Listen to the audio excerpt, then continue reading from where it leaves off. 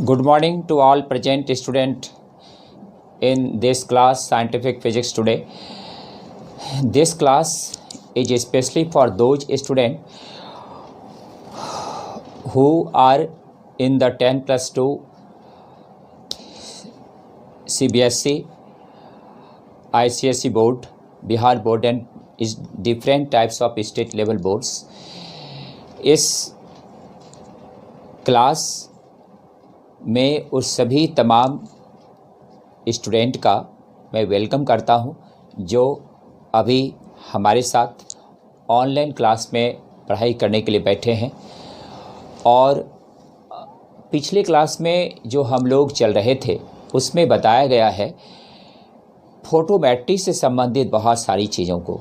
तो फोटोमेट्री एक ऐसा चैप्टर है जो कि आपको बता चुके हैं कि ये डायरेक्ट बोर्ड एग्जामिनेशन में नहीं आता है, लेकिन ये कंपटीशन एग्ज़ाम के लिए बहुत इम्पॉर्टेंट है। तो कंपटीशन में इस पर अक्सर क्वेश्चन पूछा जाता है। तो देखिए, तो कंपटीशन में इस पर अक्सर क्वेश्चन पूछा जाता है, तो हम लोगों को अब ये समझना है इसमें कुछ चीज़ों को। देखिए, पिछले क्लास में बताए थे principle of photometry. Principle of photometry को समझाने के दौरान उसका हिंदी जो है स्टेटमेंट का हिंदी नहीं बोले थे। तो अब आज उसका स्टेटमेंट का आप हिंदी पहले लिख लीजिए, उसके बाद नया टॉपिक हम शुरू करेंगे।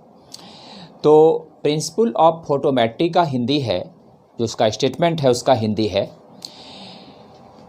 दो समान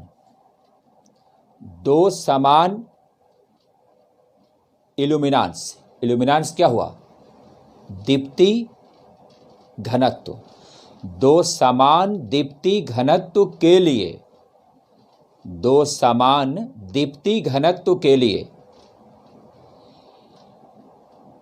दो अलग अलग बिंदु स्रोत के ज्योति तीव्रता का अनुपात पर्दा से लंबवत दूरी के वर्ग के बराबर होता है। पर्दा से लंबवत दूरी के वर्ग के बराबर होता है। लिख लिए, एक बार फिर से समझ लीजिए। कल जो पढ़ाए थे प्रिंसिपल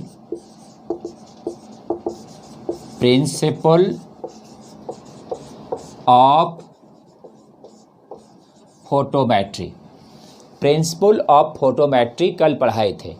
इसका कल स्टेटमेंट इंग्लिश में लिखाए थे, पूरा डिटेल से फिगर के साथ समझाए थे, लेकिन इसका हिंदी नहीं लिखाए थे। कुछ स्टूडेंट हिंदी कर रहा था, तो हिंदी में इसका लिख लीजिए। एक बार यहाँ पे लिख देते हैं, स्टेटमेंट इसका हिंदी में लिख देते हैं। दो समान दीप्ति घनत्व पर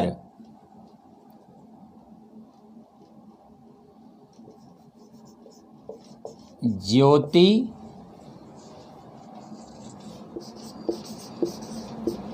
तीव्रता का अनुपात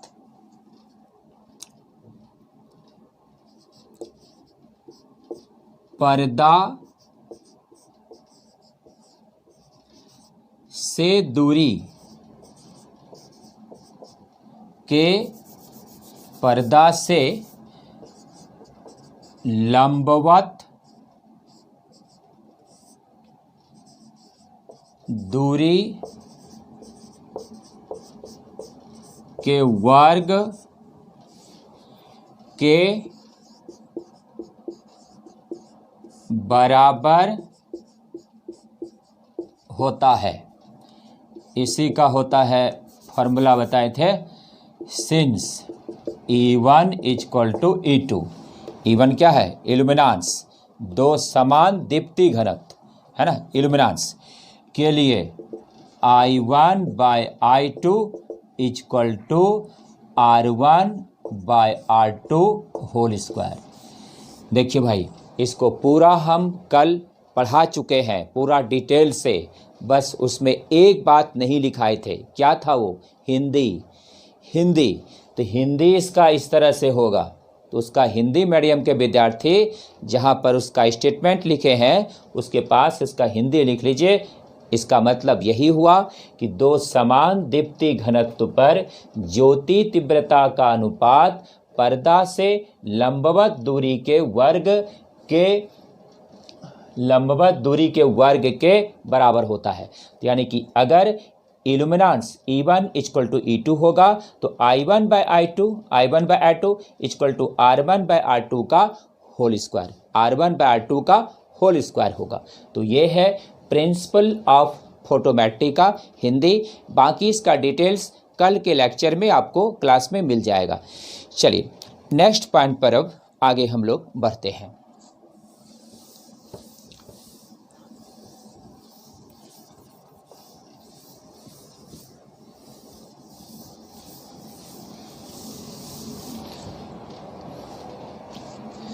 next point,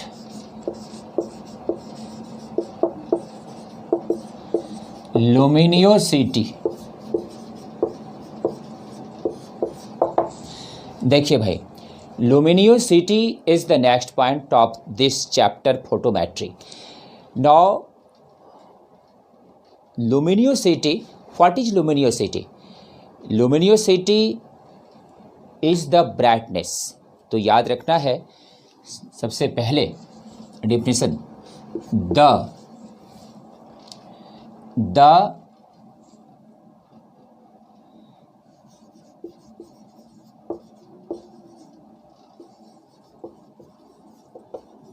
the measurement of electromagnetic power of the light source is called luminosity। देखिए भाई, लुमिनियोसिटी क्या है? The measurement of electromagnetic power of the light source is called luminosity. Hindi, प्रकाश स्रोत के विद्युत चुंबकीय शक्ति के माप को चमक कहते हैं। विद्युत चुंबकीय शक्ति के चमक को माप कहते हैं। देखिए, सॉरी, वंस अगेन, प्रकाश स्रोत के विद्युत चुंबकीय शक्ति के माप को चमक कहते हैं। क्लियर? अब समझिए, यहां पर 100 वाट का बल्ब जल रहा है, बाहर 200 वाट का बल्ब जल रहा है, तो अलग अलग पावर, बल्ब का अलग अलग पावर से जो प्रकाश निकलेगा वो एक प्रकार का क्या है? विद्युत चुंबकीय तरंग है, पीछे पढ़ा चुके हैं। तो वो विद्युत चुंबकीय तरंग का जो शक्ति होगा, उसी का जो मेजरमेंट है, उसी को हम लोग क्या कहते हैं? लुमिनियोसिटी कहते हैं। इसको दूसरी तरह से समझिए। दूसरा, ये पहली बात हुआ। दूसरी बात इसका समझिए। दूसरी बात है द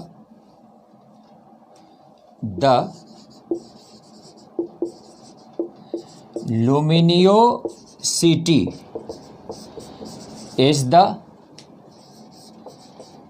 electromagnetic energy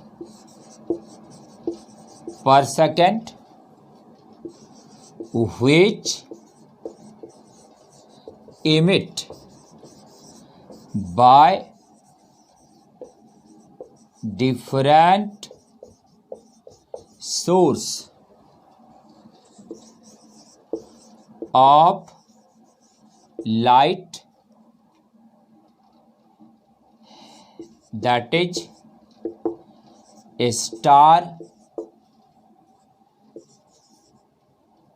गैलेक्सी भी लाइट देता है, पता है ना, गैलेक्सी, एनी एस्ट्रोनॉमिकल बॉडीज। देखिए भाई, लुमिनियोसिटी को समझना है।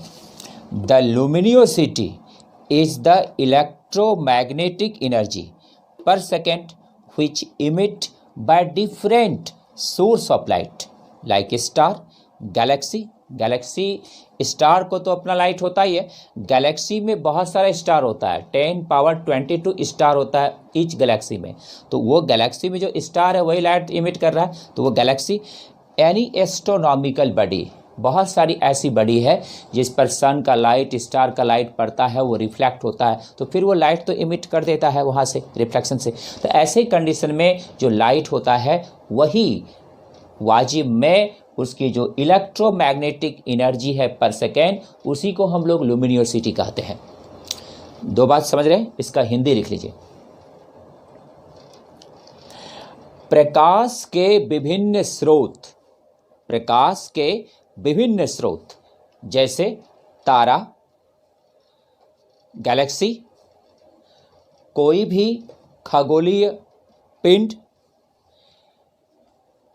के द्वारा प्रति सेकंड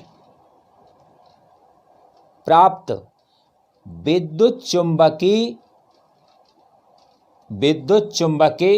ऊर्जा को लुमिनियोसिटी, चमक कहा जाता है। विद्युत चुंबकीय ऊर्जा को चमक कहा जाता है। एक बार फिर से देखिए,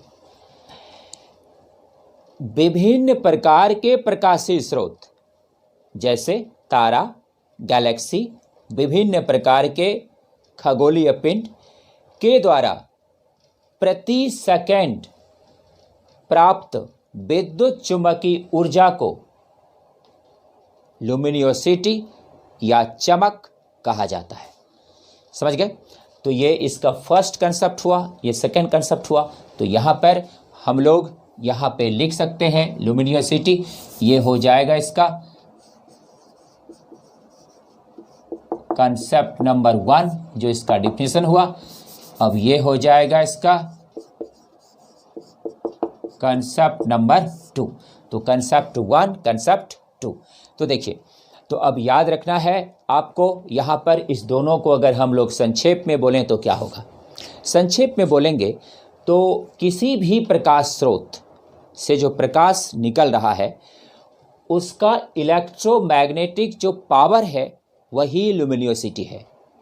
दूसरा, किसी भी प्रकाशीय स्रोत जैसे तारा, कैंडल, लैंप, बल्ब, किसी भी प्रकाशीय स्रोत से जो विद्युत चुंबकीय ऊर्जा प्रति सेकंड प्राप्त होता है वही लुमिनियोसिटी है।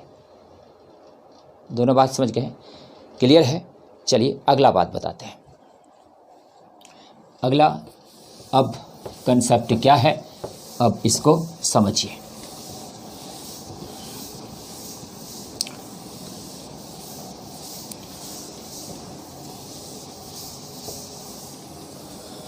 आगे है इसमें अब आपका रिलेटिव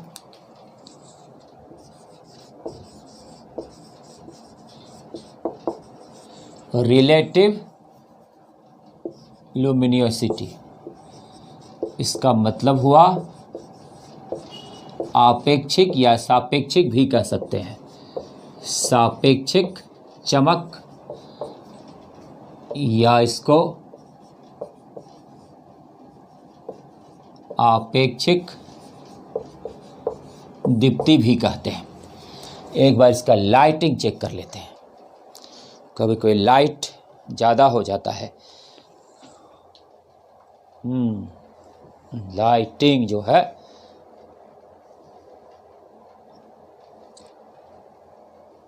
अब क्लियर होगा। रिलेटिव लुमिनोसिटी, अपेक्षिक चमक या अपेक्षिक दीप्ति। देखिए चलते हैं, क्या है रिलेटिव लुमिनोसिटी। देखिए भाई, अभी हम लोगों ने क्या पढ़ा, लुमिनोसिटी क्या है। What is luminosity? Luminosity is the brightness produced by any types of source. Luminosity एक प्रकार का चमक है, नाम से भी पता चलता है। बट इसका कंसेप्ट क्या है? Luminosity is the electromagnetic energy per second. Luminosity is the electromagnetic power. दो बात याद रखिएगा, लुमिनोसिटी एक विद्युत चुंबकीय शक्ति है। लुमिनोसिटी एक प्रति सेकेंड विद्युत चुंबकीय ऊर्जा है। दो मेन कंसेप्ट जो अभी लिखा है। अब रिलेटिव लुमिनोसिटी क्या है? देखिए, the ratio of luminous flux of the ratio of luminous flux of the total लिख सकते हैं यहाँ पर, total wavelength of light and the luminous flux of wavelength 550 nanometer light for same power, it is called relative luminosity। देखिए बालक, must pay attention to the concept. मेरा कोशिश आपको एक एक चीज़ों को अच्छी तरह से समझाना होता है। ध्यान दीजिए,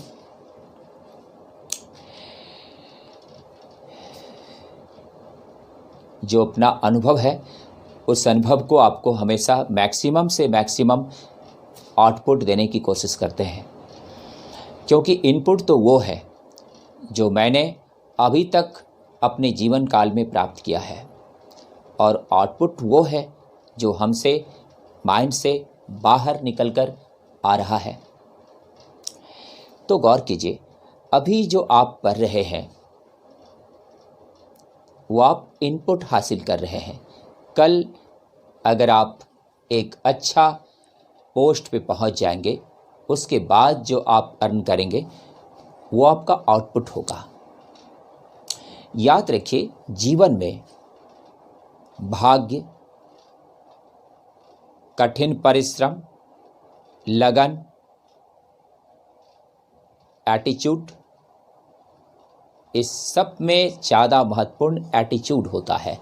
एक दिन आपको समझाएंगे कि एटीट्यूड कितना इम्पोर्टेंट है लाइफ में। तो उस चीज़ों को अपना हमेशा डेवलप करते जाना है, और अगर आप में एटीट्यूड है तो फिर आप अपने लक्ष्य पर बहुत जल्द पहुंचेंगे। तो देखिए यहाँ पर इसका हिंदी क्या होगा।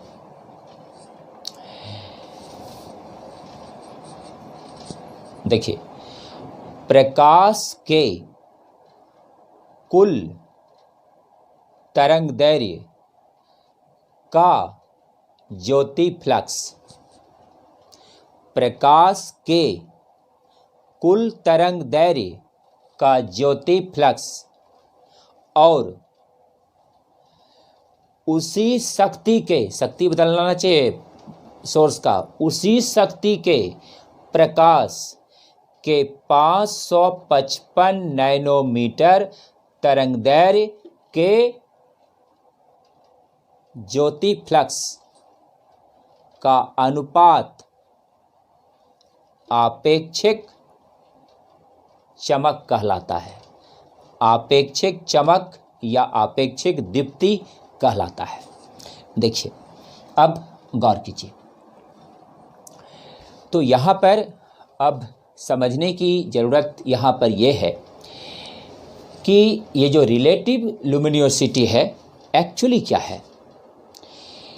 तो गौर करना है, यहाँ पर पीछे पढ़ा चुके हैं कि जब हम ये वाइट लाइट का यूज करते हैं, वाइट लाइट का यूज करते हैं, तो आपको पता है यहाँ पर येलो है,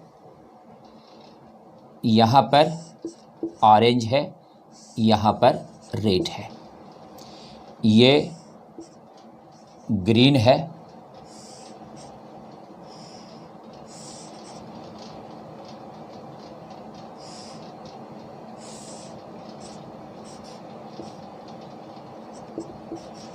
यही है ना जी 7 कलर। तो आँख के लिए हम लोग जो देख रहे हैं प्रकाश को, तो आँख के लिए ये रेड और वायलेट दोनों ही कलर अच्छा नहीं है। आँख के लिए सबसे अच्छा, शुरू क्लास में ही बोल चुके हैं, सबसे अच्छा ग्रीन कलर है। उसके बाद प्रैक्टिकल वैल्यू के आधार पर येलो कलर है, प्रैक्टिकली येलो कलर है। उसके दोनों के बीच में जो आता है वो है कौन? तो यहाँ पर ग्रीन कलर का अगर हम लोग देखेंगे तो ये हो गया 500 नैनोमीटर, और इसका अगर देखेंगे तो ये हो गया 550 नैनोमीटर। अब इसी से एक वैल्यू लिया गया 555 नैनोमीटर। अब ये एग्जैक्ट एवरेज नहीं है, वो एक तरह का बीच का मान निकाला गया है। एग्जैक्ट वैल्यू नहीं होता है, लगभग एक वैल्यू है 550 नैनोमीटर। ये 500 है, ये 550 है, ये 555 है। तो ये जो वेवलेंथ प्राप्त हुआ, ये आँख के लिए इतना वेवलेंथ सबसे अच्छा होता है, इस पे कोई फ्लक्चुएशन नहीं होता है, और ये आँख के लिए बहुत अच्छा है। अगर हम 100 वाट का बल्ब जलाते हैं तो उसमें आप देखे होंगे कि पीला रंग का प्रकाश निकलता है, उसमें आँख पर इतनी दिक्कत नहीं होगी। और अगर आप मोबाइल चलाते हैं उसमें देखिए उजला रंग का प्रकाश है, वो आपके लिए, आँख के लिए बहुत हानिकारक है। तो लाल रंग का प्रकाश या नीला रंग का प्रकाश, ये सभी आँख के लिए हानिकारक है। तो इस तरह से जो ये प्रकाश है, ये एक स्टैंडर्ड वैल्यू है वेवलेंथ का, और इस वेवलेंथ पर आँख के लिए सबसे अच्छा सेंसेशन होता है और इसमें फ्लक्चुएशन नहीं होता है। तो देखिए, इसका हिंदी आपको लिखा दिए हैं। अब गौर करना है यहाँ पर हम लोगों को कि अब ये जो 555 है, ये एक इसका स्टैंडर्ड वैल्यू ऑफ वेवलेंथ है जो कि ह्यूमन आई के लिए होता है। अब ये समझना है इसका फार्मूला क्या निकलेगा। तो देखिए, इसका फार्मूला बताते हैं।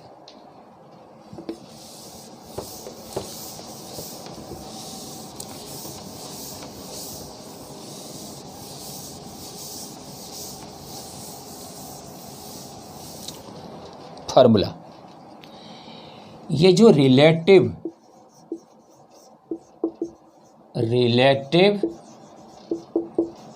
लुमिनोसिटी है इक्वल टू होता है लुमिनियस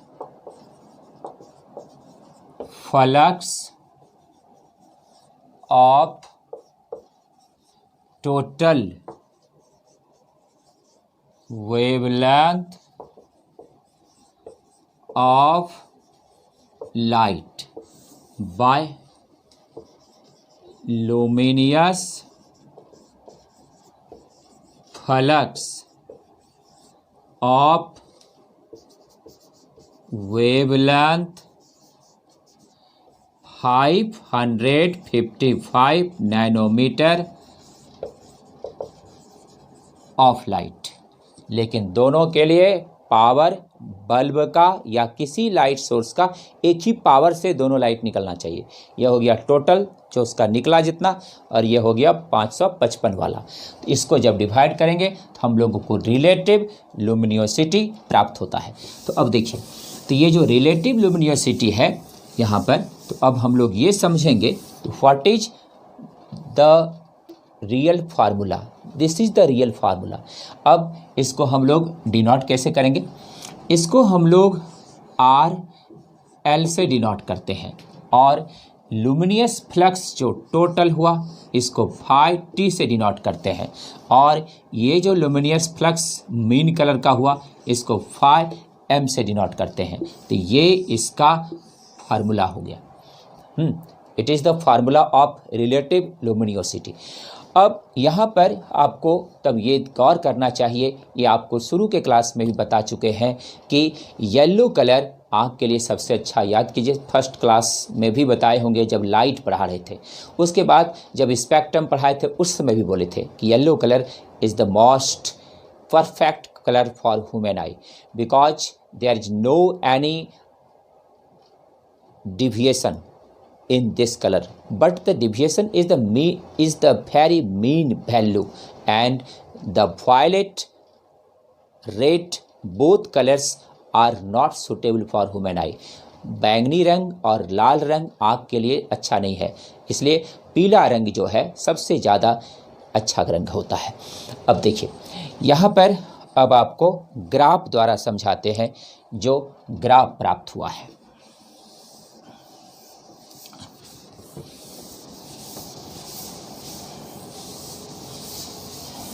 देखिए भाई, इसका ग्राफ जो है हम लोग लुमिनियस रिलेटिव लुमिनियस इफिशियंसी और वेवलेंथ के बीच में जब ग्राफ निकालते हैं तो इसमें दो प्रकार का लाइन को लेकर चलते हैं, और ये दो प्रकार का लाइन दो प्रकार का ग्राफ फॉर्म करता है। ये अलग अलग ईस्वी में अलग अलग तरह से परफॉर्म किया गया, तो आपको हम जो वैल्यू है उसको बताते हैं किस तरह से इसका ग्राफ डेवलप हुआ था। तो गौर कीजिए, यहाँ पर ये है, इसी पॉइंट के अंदर है, इसको हिंदी तो आप लिख ही लिए हैं, इसी पॉइंट के अंदर है ये जो हो रहा है, ये है ग्राफ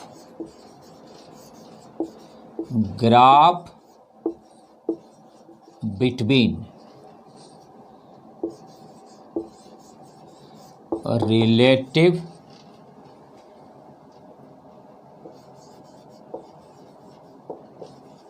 लुमिनोसिटी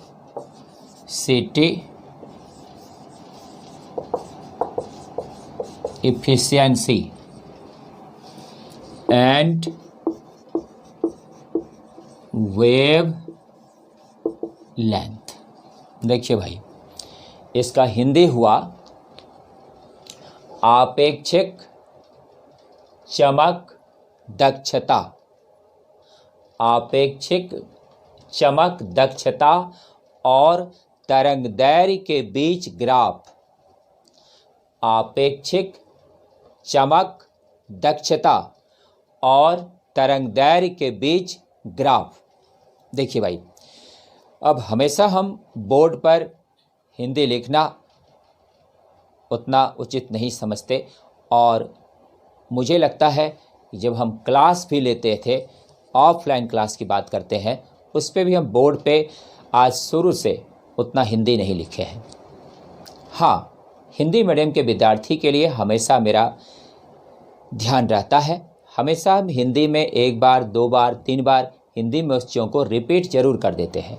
तो हिंदी मीडियम के विद्यार्थी आप आराम से हिंदी लिख सकते हैं। तो एक बार फिर से बोल देते हैं, आपेक्षिक चमक, दक्षता और तरंग दैर्घ्य के बीच ग्राफ, इसके बीच ये ग्राफ है। समझिएगा, ध्यान को एकदम स्थिर रखिएगा। Keep your mind cool properly, keep your mind cool properly to understand this graph. देखिए, तो यहाँ पे अब गौर करना है। ये है एक्स एक्सिस और ये है वाई एक्सिस। यहाँ पे है 0.0,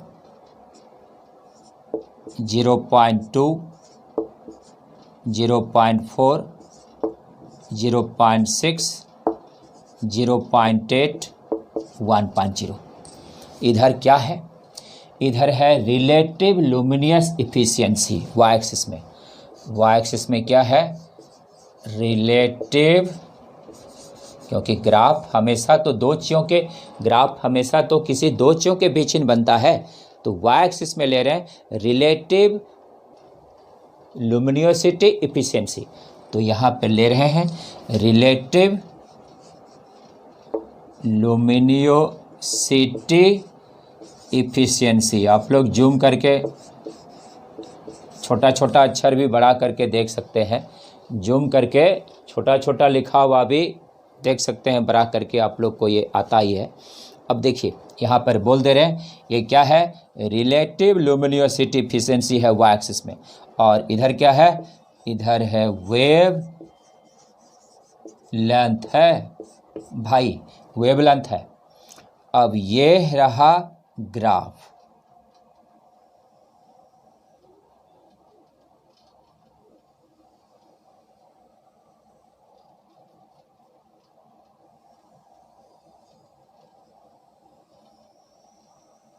ये रहा ग्राफ, दो ग्राफ है। अब यहाँ पर गौर करना है, ये जो वैल्यू है ये है 400 नैनोमीटर। ये है इस जगह 500 नैनोमीटर। ये है 600 नैनोमीटर और ये है 700 nanometre. Wavelength of light कितना होता है?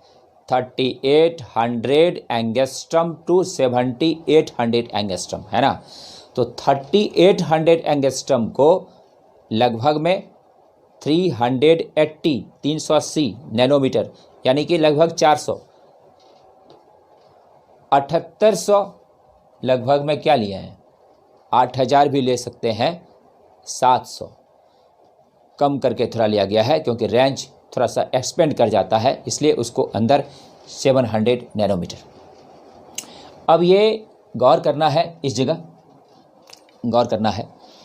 यहाँ पर जो मान है, ये मान ये 507 नैनोमीटर और ये जो मान है ये है 555 नैनोमीटर, है ना। 555 नैनोमीटर आ रहा है। अब गौर करिएगा, यहाँ पर दो प्रकार का लाइन डेवलप किया, 2 टाइप्स का लाइन डेवलप किया। तो कौन कौन लाइन डेवलप किया? दो प्रकार का कर्व डेवलप कर गया। कौन कौन कर्व डेवलप किया? इसको हम लोग कहते हैं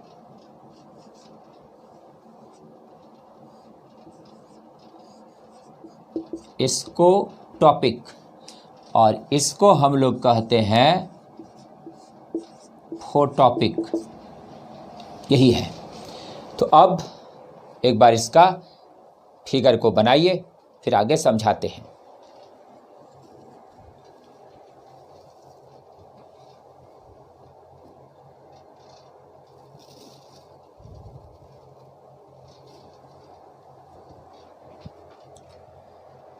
शाइनिंग आपका बहुत ही क्लियर एकदम है, लाइन एकदम साफ दिख रहा है, थोड़ा सा यहाँ पे चमक हो रहा है।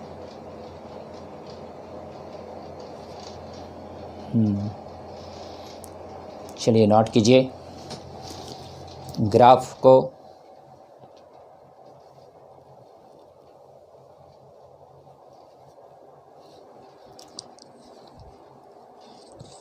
नोट कर लिए हैं। अब आपको हम यहाँ पर डिजिटल ग्राफ भी देखिए। ये तो मैनुअल ग्राफ हुआ जो अभी हम हाथ से बनाए, ये डिजिटल ग्राफ आपके सामने है। इस ग्राफ में भी आप देखिए सेम टू सेम है।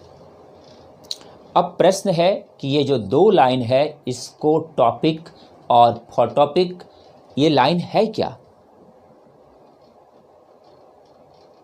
सच लाइन्स व्हाट इंडिकेट्स, ये क्या निरूपित कर रहा है? Such lines are the most important lines.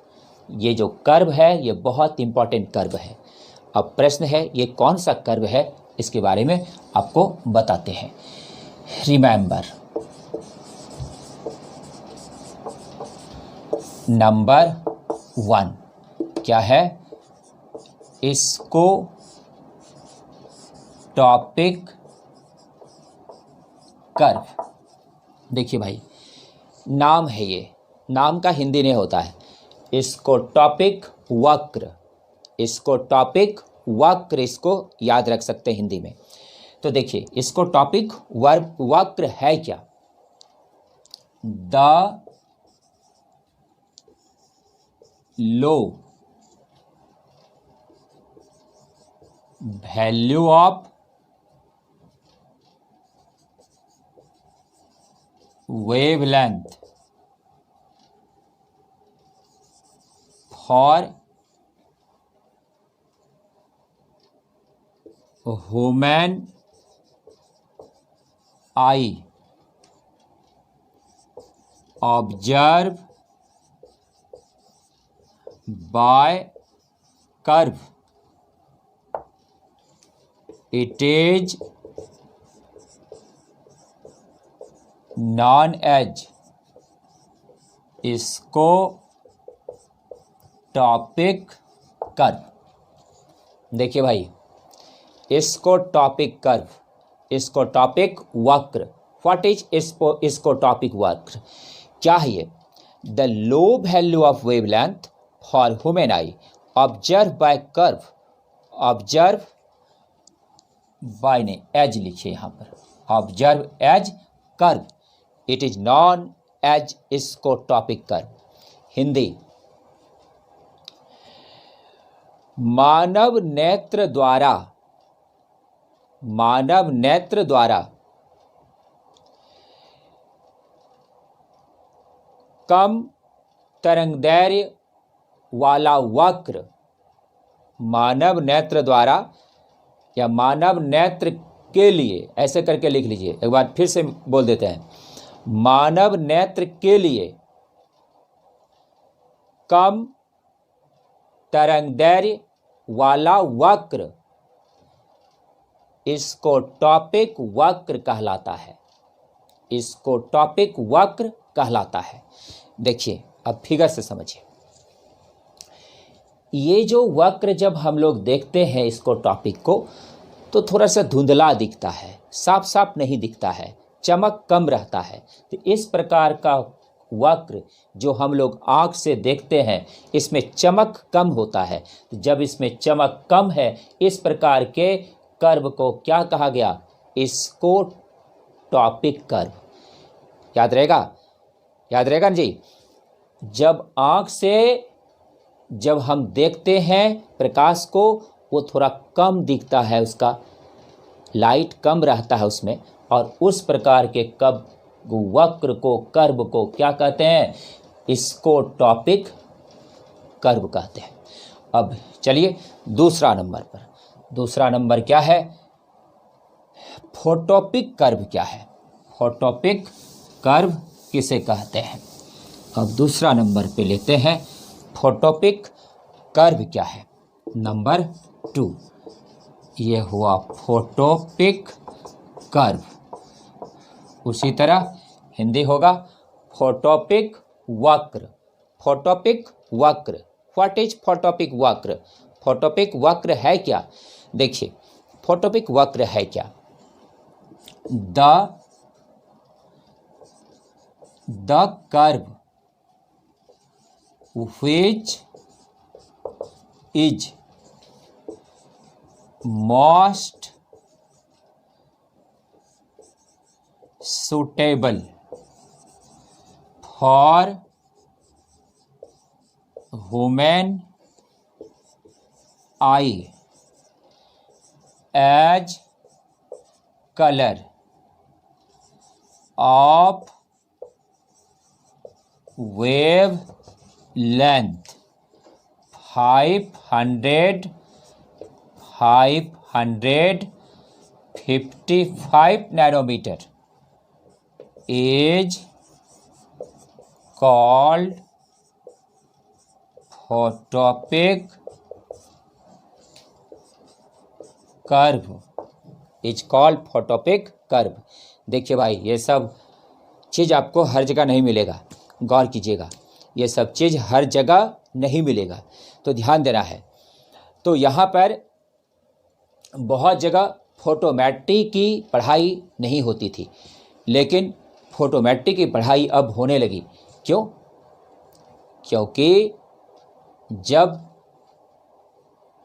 हम लोग जागरूक हो जाते हो तो ऐसी स्थिति में हर चीज़ों पर ध्यान देना पड़ता है, देना चाहिए।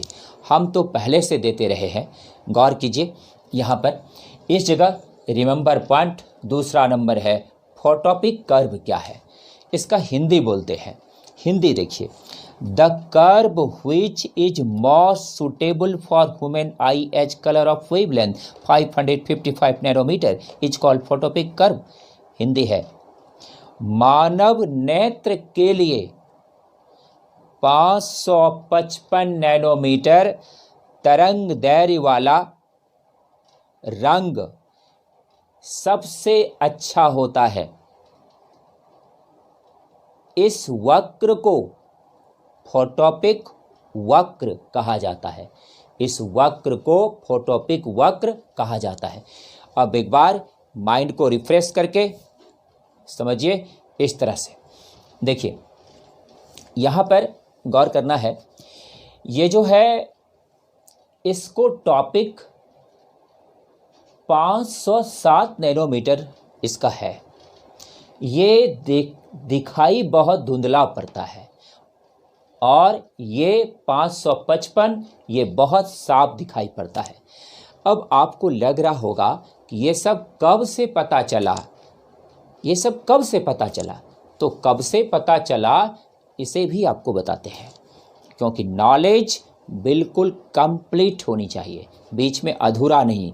देखिए, तो यहाँ पर ये कंप्लीट नॉलेज लेने के लिए अब आपको और मन को शांत करना है। देखिए, मन को और शांत कीजिए। देखिए, गौर कीजिए। तो अभी ये देखें इसको टॉपिक, और ये देखें फोटोपिक कर्व, ये है इसको टॉपिक जो कि धुंधला होता है थोड़ा, और ये जो कि एकदम साफ दिखता है, आँख के लिए सबसे अच्छा है। अब गौर करना है यहाँ पर कुछ और बातों को। कुछ और बात क्या गौर करना है? देखिए, नंबर 3 में आपको याद रखना है, सच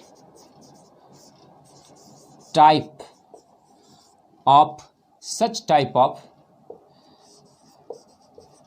फोटोपिक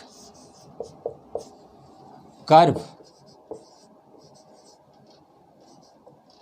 आइडेंटिफाइड बाय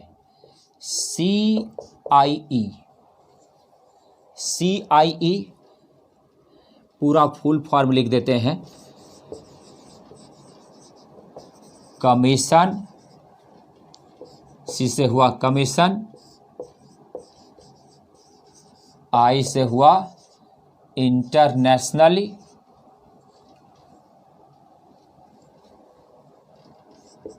A से हुआ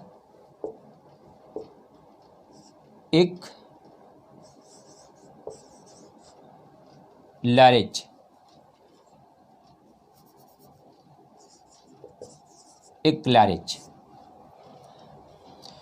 Such type of photopic curve identified by CIE Commission International 1939 1931 colour space.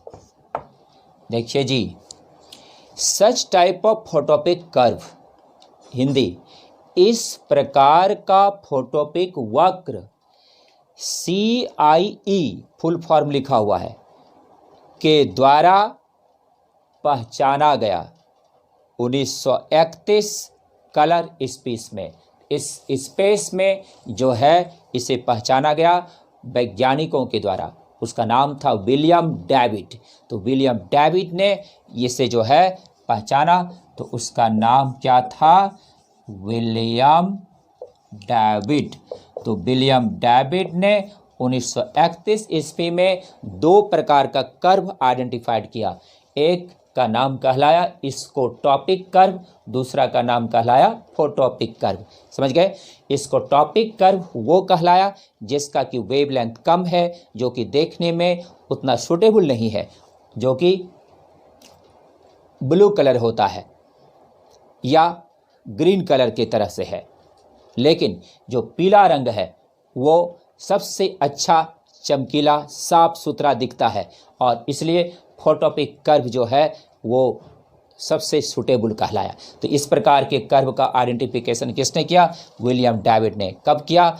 1931 colour space के लिए किया, और इसी का नाम पड़ गया फोटोपिक और स्कोटॉपिक कर्व। समझ गए? तो what is scotopic curve clear है, what is photopic curve clear है। तो याद रखना है ये दोनों कर्व किसे कहते हैं। अब आपको यहाँ पर दूसरी बात को समझना है। देखिए भाई, इसको मिटा देते हैं, एक बात और आपको समझा देते हैं।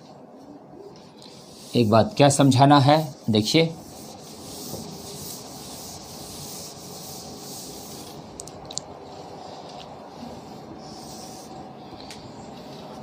ये जो कर्व है इस प्रकार का,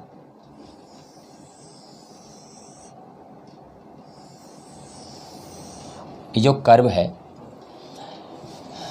ये रिलेटिव लुमिनियसिटी है, ये रिलेटिव लुमिनियसिटी है, और इधर वेवलेंथ है, लैम्डा है, इधर है रिलेटिव लुमिनियसिटी। तो इसमें ये हुआ 1931 में, ये वाला हो गया 505 नैनोमीटर, और ये वाला हो गया 545 नैनोमीटर। ये कब था? तो ये था 1924 में। इस कर्व का भी नाम वही कहलाया, कर्व वही है, इसको टॉपिक कर्व, और ये फोटोपिक कर्व, फोटोपिक कर्व। तो कर्व वही कहलाया, लेकिन 1924 में इसका वेवलेंथ ऑब्जर्व इतना किया गया था, 505 नैनोमीटर, 545 नैनोमीटर। लेकिन जब विलियम डेविड ने रिसर्च किया तो उनको आया 507 और 555।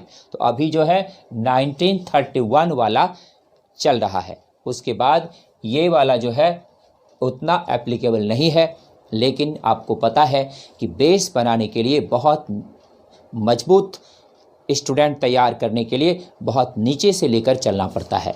मकान अच्छा बनाने के लिए नींव मजबूत करना पड़ता है। इसलिए यहाँ से आप याद रखिए 1924 में इस कर्व का डेवलपमेंट हुआ और कलर के लिए, और फिर 1931 में ये आइडेंटिफाइड हुआ।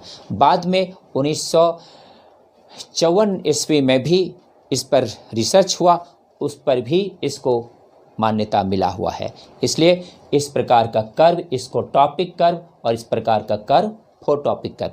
तो अगर हम पूछें कि कौन कर्व जो है सबसे अच्छा है देखने के लिए, which curve is most suitable for human आई, जवाब दीजिए।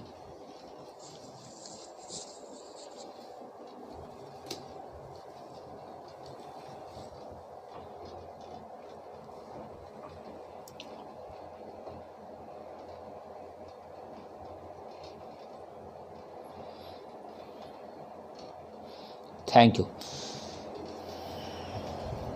नेक्स्ट क्वेश्चन है, विच इज CIE? CIE क्या है? Thank you.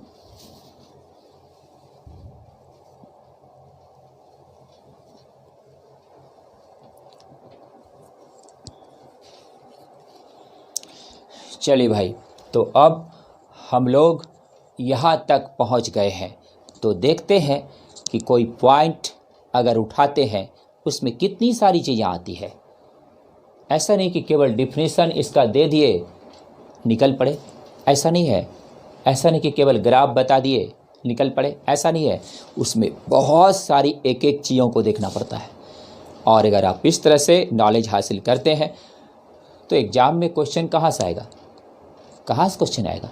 सिलेबस से एक्सेस पढ़ा हुआ है, तो फिर एग्ज़ाम आपका हर क्वेश्चन आराम से सॉल्व होगा। चलिए अब अगला पॉइंट आपको बताते हैं। देखिए, तो इस प्रकार का 2 कर्व आपने पढ़ा, और इसमें से एक था स्कोपिक कर्व और दूसरा था क्या? Photopic curve. और ये जो है ICE 1931 कलर स्पेस, इसका फुल फॉर्म हो गया, आई से हो गया, IC ने CIE ने है जी, IC से हो गया कमीशन, I से हो गया इंटर नेशनल, E से हो गया इक्लैरिज। समझ गए? ये commission international Eclairage 1931 colour space, which this is observed by William David. William David ने इसके बारे में बताया। समझ गए? अब चलिए अगला पॉइंट पे चलते हैं। और इसी ने बताया 2 प्रकार का कर्व, इसको topic and photopic. Clear? Next point, law of illuminance.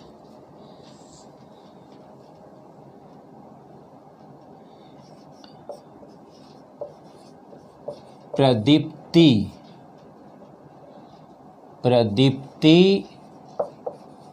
घनत्व का नियम। देखिए भाई, प्रदीप्ति घनत्व का नियम, law of illuminance, law of illuminance. अब आपके सामने एक बार फिर से एक बहुत ही इम्पॉर्टेंट टॉपिक सामने है। अगर आप इसे मिस करते हैं तो आप जीवन में बहुत बड़ी चीज़ को खो देते हैं। अगर आप इसे हासिल करते हैं, आप जीवन में का बहुत बड़ा चीज़ हासिल करते हैं। एज ए साइंस स्टूडेंट की बात हम कर रहे हैं। अब गौर कीजिए, लॉ ऑफ इल्यूमिनेंस क्या है? तो अगर हम सीधा लॉ ऑफ इल्यूमिनेंस को लिख दें तो फिर वो उचित नहीं होगा।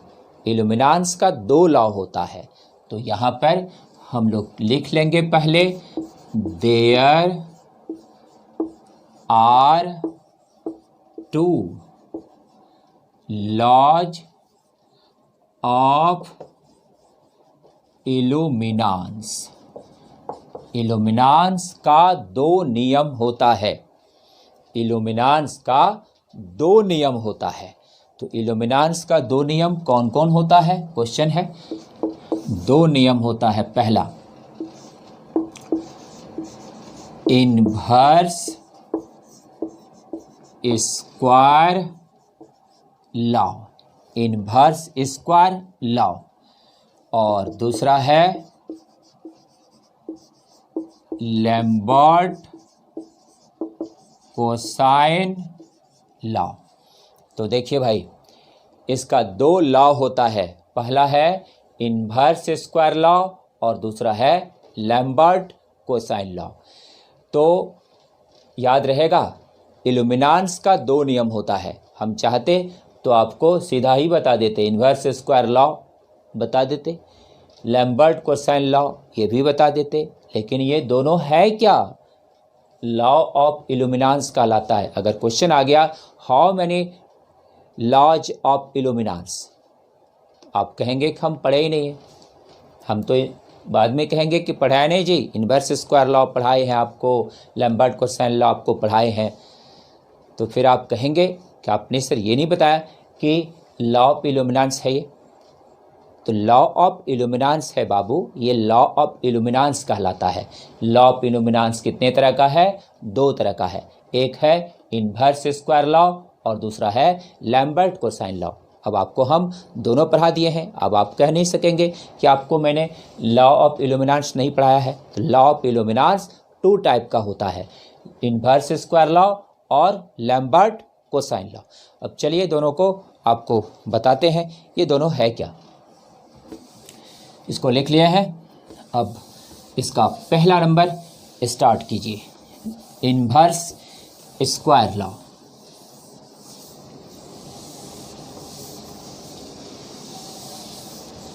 Inverse square law, inverse square law, इसको हम लोग कहते हैं व्युत्क्रम वर्ग नियम। व्युत्क्रम वर्ग नियम स्टेटमेंट है, the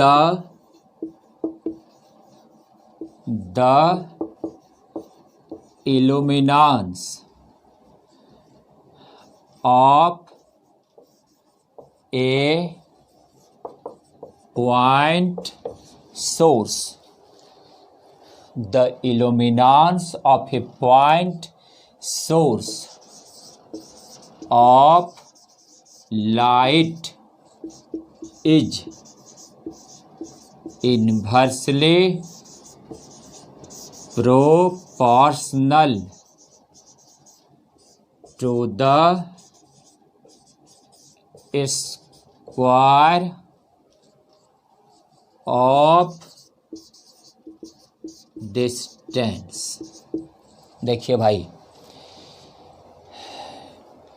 the illuminance of a point source of light is inversely proportional to the square of distance. Hindi लिखिए, प्रदीप्ति घनत्व, प्रदीप्ति घनत्व प्रकाश के बिंदु स्रोत से दूरी के वर्ग के व्युत्क्रमानुपाती होता है। प्रकाश से दूरी के वर्ग के व्युत्क्रमानुपाती होता है। देखिए भाई, समझना है, गौर कीजिए। इसका स्टेटमेंट तो आप लिख ही लिए हैं, इसका स्टेटमेंट हम मिटा रहे हैं, गौर करना है।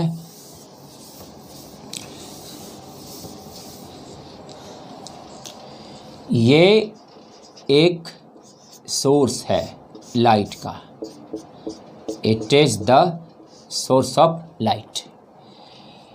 यहाँ से जो लाइट अब चला इस तरह,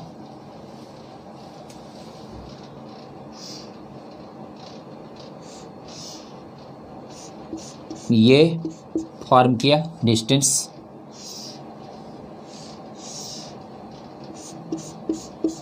ये फॉर्म किया,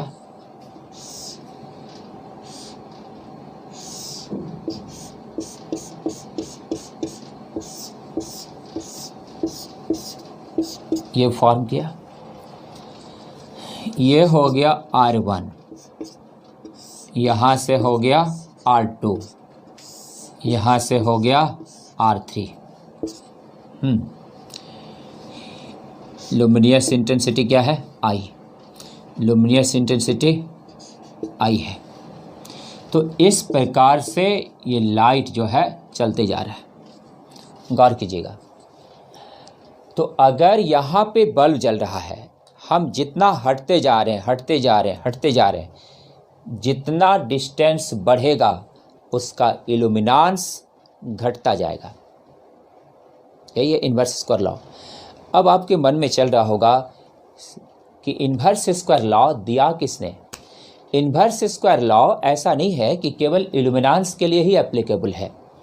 इन्वर्स स्क्वायर लॉ सबसे पहले रॉबर्ट हुक नाम के साइंटिस्ट ने दिया था।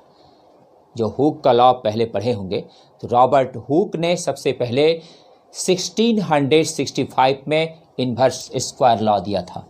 तो रॉबर्ट हुक ने 1665 में दिया था इन्वर्स स्क्वायर लॉ का सिद्धांत, जो ग्रेविटेशन के लिए था। बाद में फिर न्यूटन ने भी इन्वर्स स्क्वायर लॉ को फॉलो किया। उसमें आपने पढ़ा होगा कि the gravitational force is inversely proportional to the square of distance. अगर हम इस दो बॉडी का मास अलग अलग है, इसमें ग्रेविटेशनल फोर्स मास के कारण होगा, अगर हम इसको हटाते जाते हैं इसके बीच का फोर्स क्या होगा? घटेगा। ग्रेविटेशनल फोर्स क्या होगा? घटेगा। उसके बाद साइंटिस्ट कूलम्ब ने भी इन्वर्स स्क्वायर लॉ को फॉलो किया। उन्होंने क्या कहा? The electric force between both charge is inversely proportional to the square of distance. अगर हम दो चार्ज, इस पर चार्ज है, इस पर भी चार्ज है, इसको हटाते हैं, इसके बीच का इलेक्ट्रिक फोर्स का मान घटेगा, है ना।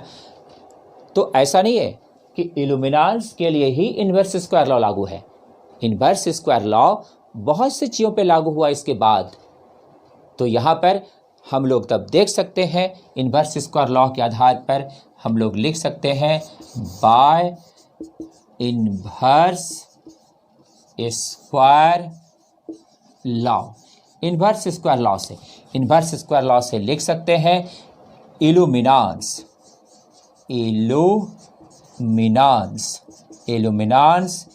E इक्वल टू होता है I by r square. I यहाँ पर प्रत्येक कंडीशन में कांस्टेंट है। Where luminous I is the luminous intensity. तो अब हम इधर आ रहे हैं, गौर कीजिए। Where I is equal to luminous intensity,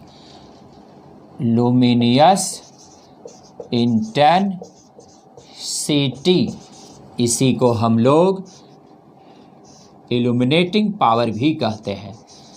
illuminating power भी कहा जाता है।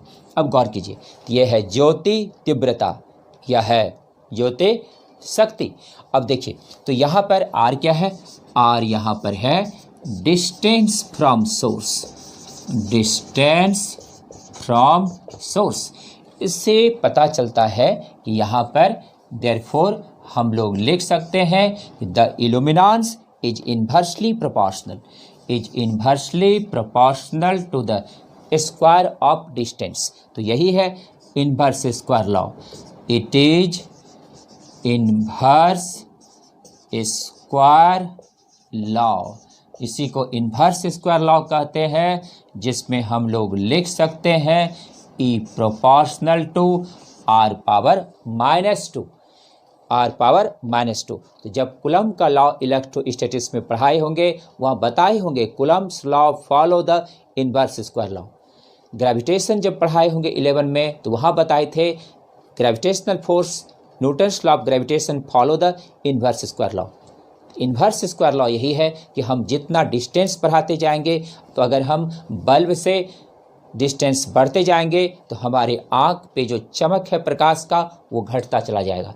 तो जितनी हम दूर होंगे सोर्स से, प्रकाश सोर्स से, उतनी ही आँख पर चमक कम होगा। अगर आप मोबाइल चला रहे हैं और मोबाइल इस तरह से आप मोबाइल को जितना नज़दीक रखते हैं तो यहाँ पर आपके आँख पर उतनी ही ज़्यादा चमक होगी। तो देखिए इस तरह से आपको दिखा रहे हैं, यहाँ पर ये है मोबाइल है और ये मोबाइल को जितनी आँख के नज़दीक रखते हैं इस पर आँख पर चमक उतनी ही ज़्यादा होगी। मोबाइल को अगर हम दूर हटाते जा रहे हैं तो आँख पे चमक कम होगी। आँख अभी के समय में बहुत से स्टूडेंट का खराब हो रहा है। क्यों? क्योंकि मोबाइल से हमेशा पढ़ना उड़ना हो रहा है, देखना हो रहा है। ढेर आदमी मोबाइल चला रहा है, आँख बहुतों का खराब हो रहा है, क्योंकि आपकी आँख की जो लाइट है वो इस मोबाइल के लाइट से इफ़ेक्ट कर रहा है। और इसलिए यहाँ पर अगर आप दूर करके पढ़ते हैं तो वहाँ पर जितना दूरी बढ़ेगा उतना इल्यूमिनेंस का मान घटता जाएगा। तो ये है inverse square law. Inverse square law का नींव किसने रखा था? रॉबर्ट हुक ने। कब रखा था? 1665 में। तो रॉबर्ट हुक ने इन्वर्स स्क्वायर लॉ दिया और ये 1665 में दिया। क्लियर, समझ गए अब? तो ये है इन्वर्स स्क्वायर लॉ। सोर्स से हम जितना ही दूर हटते जाएंगे, डिस्टेंस यहाँ पे है कम, इल्यूमिनेंस होगा ज़्यादा। डिस्टेंस बढ़ गया, इल्यूमिनेंस होगा कम, और बढ़ गया, इल्यूमिनेंस होगा और कम। It is the inverse square law. समझ गए? यही है इन्वर्स स्क्वायर लॉ। तो टाइम कितना हो रहा है, एक बार टाइम को चेक कर लेते हैं। चलिए ठीक है, अभी आगे बढ़ सकते हैं हम लोग।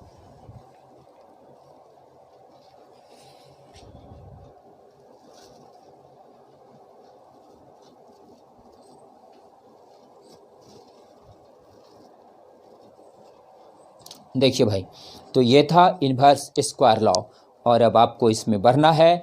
इल्यूमिनेंस का दूसरा नियम क्या है? Lambert cosine law. तो देखिए इसका दूसरा लॉ है Lambert cosine law.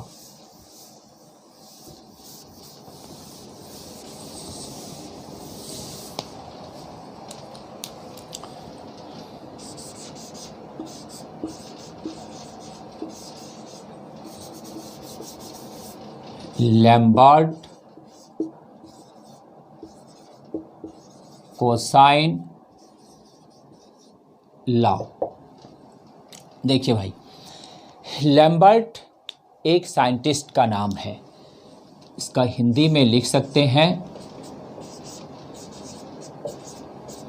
Lambert cosine. Cosine को क्या कहते हैं? कोजिया नियम, है ना? तो लैम्बर्ट कोजिया नियम, Lambert cosine law.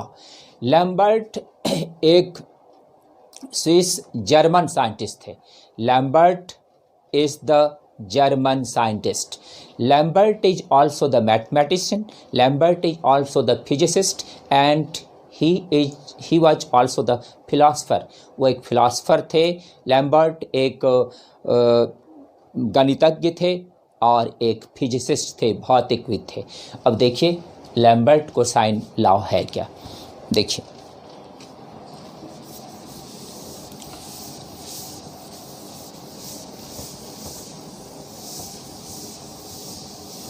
What is Lambert cosine law? The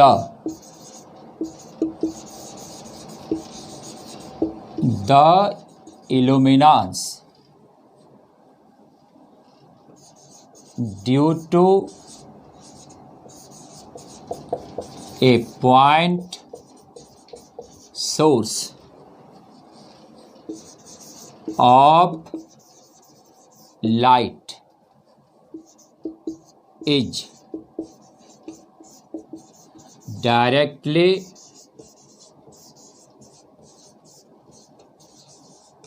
proportional to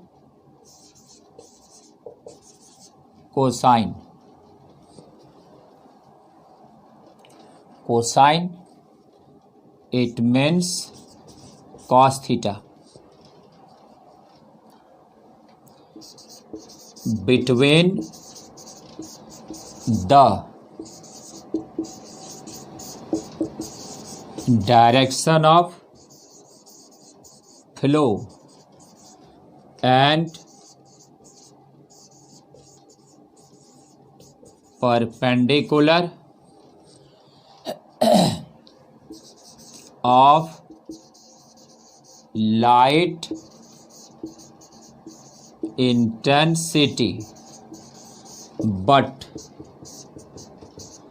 it is inversely proportional to the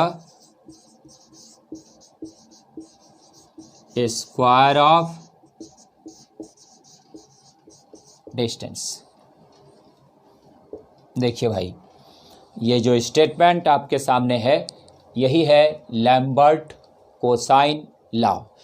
अब देखिए, लॉ ऑफ इल्यूमिनेंस दो है। अब एक आज हुआ, एक फिर कल हुआ, तो उसमें ठीक नहीं रहेगा, इसलिए आज थोड़ा समय लग रहा है, पता है मुझे, बट सॉरी फॉर दिस। चीज़ों को समझिए, समय रोज़ निकलता जा रहा है, रोज़ रोज़ समय निकलता जा रहा है, और आज पता ही है कितना तारीख हो गया है ना। इसलिए पढ़िए, समय को थोड़ा एडजस्ट कीजिए। देखिए, इसका हिंदी लिखिए। इसका हिंदी है प्रदीप्ति घनत्व। प्रदीप्ति घनत्व एक बिंदु प्रकाश स्रोत।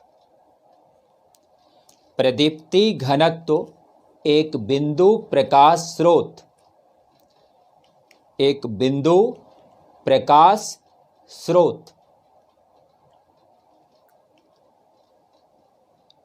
के कोजिया, कोष्ठ में कॉस थीटा, के सीधा समानुपाती होता है, जो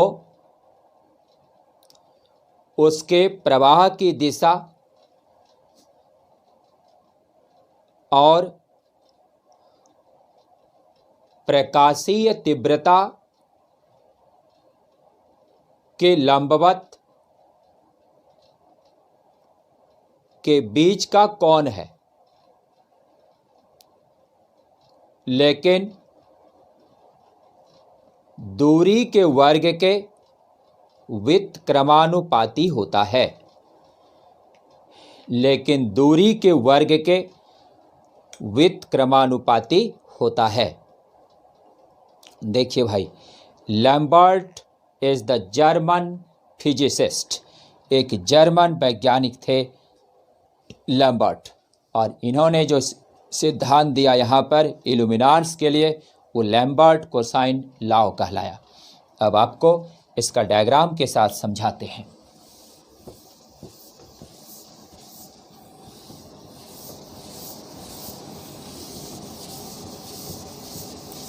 इसका डायग्राम के साथ समझाते हैं, समझिए। ये देखिए, एक प्रकाशीय स्रोत है, ये इसका परपेंडिकुलर लाइट है, फिर इस तरह से तिरछा होता जा रहा है। बल्ब से जो लाइट निकल रहा है परपेंडिकुलर निकल रहा है, और फिर इधर इधर इधर तिरछा होते जा रहा है। तो इस प्रकार से ये फिर तिरछा होते जा रहा है। इस तरह से ये तिरछा होते जा रहा है, इस तरह तिरछा होते जा रहा है। ये है लाइट सोर्स, और यहाँ पर यह है maximum intensity. Maximum intensity, light तो ठीक पड़ रहा है। मैक्सिमम इंटेंसिटी, देखिए भाई, तो मैक्सिमम इंटेंसिटी है इधर, गौर कीजिए, ये एंगल है थीटा। इधर इंटेंसिटी जो इधर जाएंगे तो घटता जाएगा, जितना तिरछा होगा, यहाँ पे बल्ब जल रहा है, सीधा जो जाएगा उसकी इंटेंसिटी मैक्सिमम होगी, जो तिरछा होगा इधर भी घटेगा और इधर भी घटेगा। उसको डिजिटल डायग्राम में आपको दिखा रहे हैं, देखिए किस प्रकार से घटते घटेगा। तो इंटेंसिटी जो लाइट सीधा आएगा उसका इंटेंसिटी मैक्सिमम होगा। जरा जैसे ये बल्ब है एकदम सीधा जो आ रहा है एकदम मैक्सिमम इंटेंसिटी है और देखने में दिक्कत होगा, लेकिन अगर तिरछा देखते हैं तो आप देख पाते हैं। इसलिए आप बल्ब को सीधा नहीं देख पाते हैं, सूरज को सीधा नहीं देख पाते हैं, थोड़ा तिरछा करके देख पाते हैं। क्यों? क्योंकि अगर सीधा लाइट आएगा बल्ब का या सन का, आपका एकदम इतना इंटेंसिटी मैक्सिमम होगा कि आँख एकदम चकाचौंध हो जाएगा, दिखाई नहीं पड़ेगा।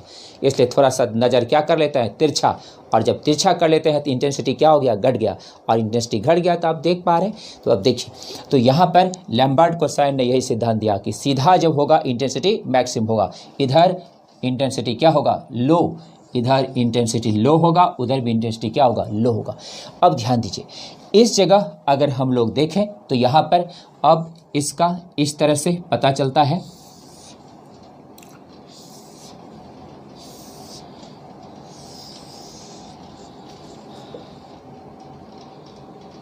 ये एंगल है थीटा, ये इंटेंसिटी आई नॉट, यहाँ पर इधर मान आ गया आई नॉट कॉस थीटा, इधर मान हो गया आई नॉट साइन थीटा, और ये इंटेंसिटी क्या है जी, वेक्टर क्वांटिटी है। इंटेंसिटी क्या है, वेक्टर क्वांटिटी है। तो यहाँ पर हम लोग कह सकते हैं कि नाउ द इंटेंसिटी, ये पॉइंट हो गया P, intensity at point P, तो पॉइंट P पर जो इंटेंसिटी होगा I equal to I not cos theta. तो I इक्वल टू कितना हो गया, I not cos theta, for I not is the maximum intensity where I not is maximum intensity. I not यहाँ क्या है, मैक्सिमम इंटेंसिटी है, it is the maximum intensity. तो देखिए, तो यहाँ इस फिगर में आपने क्या समझा कि जब लाइट एकदम परपेंडिकुलर है तो इंटेंसिटी मैक्सिमम, तिरछा होगा तो इंटेंसिटी मिनिमम, इधर भी तिरछा होगा तो मिनिमम।